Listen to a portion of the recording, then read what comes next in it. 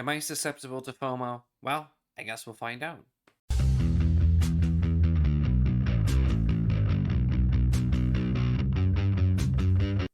Hello and welcome to my channel. In this video, I'm going to be doing I think, original or adapted tag that's called the FOMO book tag, which was a patron suggestion from Heidi to do this one. So thanks, Heidi, for this one. And this should be interesting because it's all about FOMO or fear of missing out and just kind of different stuff, though, than the norm. So it was kind of a fun one as I was going through and looking here. So let's jump in. And the first prompt here is a vintage sci-fi book pre-1990 you really want to read. I feel like the 1990 was on purpose because I do a lot of 90s fantasy and sci-fi, and a little bit less of the sci-fi, though, more of the fantasy. But one that came to mind here for pre-1990 is Childhood's End by Arthur C. Clarke. I know that is supposed to be a classic. I believe that's from like the 50s, and it's one I've heard a lot about. And I know it's one, too, that reading now, it probably has elements that now I've seen in other stuff and read in other stuff, but I'm still curious. And Arthur C. Clarke, I've actually not read any of his stuff. And this one specifically is the one that really stands out to me. So I am interested to give that a try and go from there. So that's definitely one that I'll need to get to at some point, and maybe even this year, because it's been on my list a long time to get to. And I'm just sometimes slow to get to things. And then we have the same thing, but a pre-1990 fantasy book.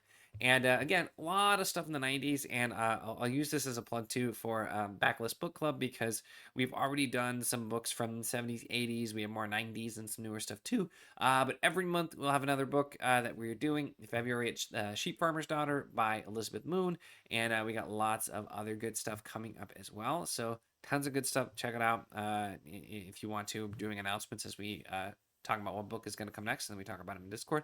However, to answer this question, the one I decided to go with here, because there's actually lots of options, because I like to check out a lot of older things, but trying to stick with a somewhat similar time period, at least to an extent. It's not really the same, but anyway, the Elric Saga by Michael Moorcock is a big one, and I have the first two bind-ups from those newer hardcovers that have been released, and I'm really interested to try. Elric is just one of those foundational series, and sometimes when I read the foundational series, even if they don't always land, I just appreciate seeing that kind of thing.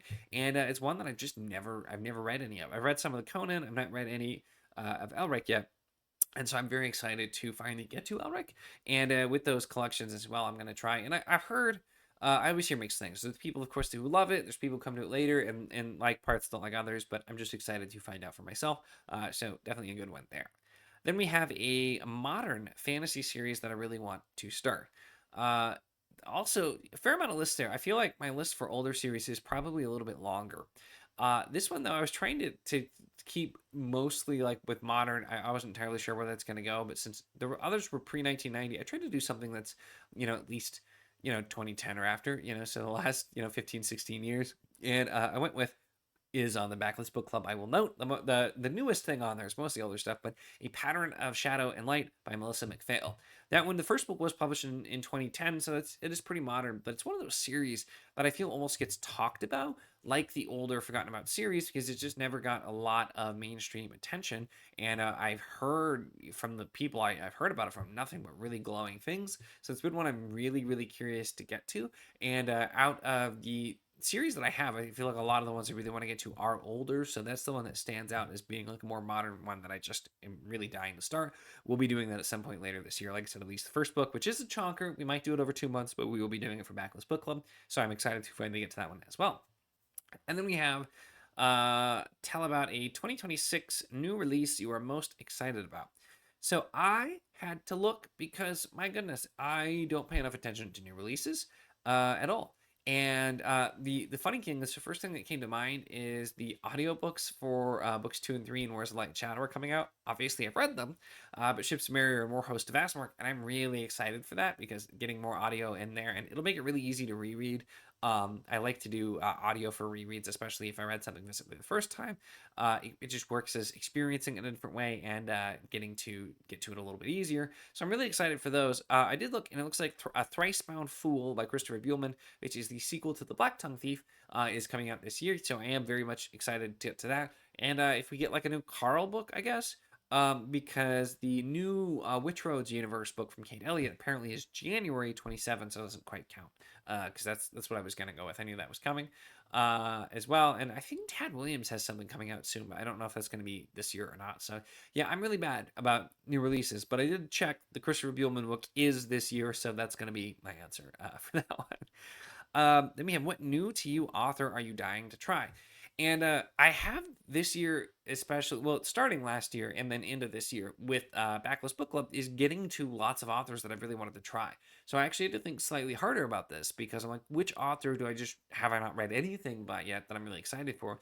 And the one that came to mind is CJ Sherry because I am so excited to read. And Cherry has so many books in fantasy, sci-fi, all over the place, and just one of those authors that I'm extremely, extremely excited to get started on. So it definitely works there. We don't have a CJ Cherry book, I don't think, in Backlist Book Club. Because we did mostly fantasy, and she's mostly known for sci-fi. Although I think she has some of both, but I definitely will plan to get to some of her stuff hopefully this year as well. Next up, we have, is there a short story collection you want to get to in 2026? And I did a lot of short stories in September and then promptly burned out on short stories and didn't really want to do anymore for a while.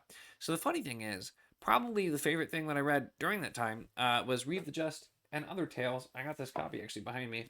And I read the first few stories of this and I really liked it, but I just was sick of doing short stories. So I stopped and wanted to just kind of slowly get back to this. So I don't know exactly what I'll do, if I'll do like a couple at a time or if I'll just read it. I think partially my issue is when you're doing short stories and you just read it like a book, sometimes it doesn't work, and that's kind of what I do. But I'm really excited to get to that. And Donaldson also has Daughter of Regals and Other Tales, which I also want to read just because I love Donaldson's writing, and I was very impressed with some of the short stories that I read from him starting with this. So that's the one that comes to mind. Next up, we have, what is the last book you bought and what is the last book you put on hold at the library? So these are funny because they're very different answers. But the last time I bought a book is I recently went to Half Price Books. I haven't even taken the stickers off yet. And I got some mass market paperbacks is what I found.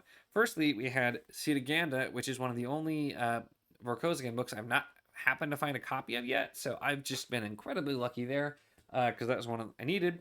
And then I got the first book in Fool's Company by Robert Asprin because this is like a kind of silly sci-fi type of thing, and I'd been told about this and recommended this years ago and kind of forgotten about it, honestly, and I came across this. I'm like, ooh, we'll grab that. That'll be kind of a fun one to try.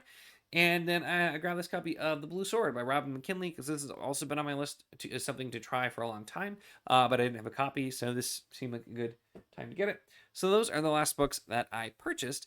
And then the funny thing is, I currently have a hold on it right now because the library, I do borrow things from them regularly, but especially if it's something that I'm not sure how I will feel about and I don't want to buy a copy, I'll do in the library. So what I have a hold on right now is The Isle and the Silver Sea by Tasha Suri. And I'm unsure about it because I really liked her series, the Lotus Empire. I think that sounds right.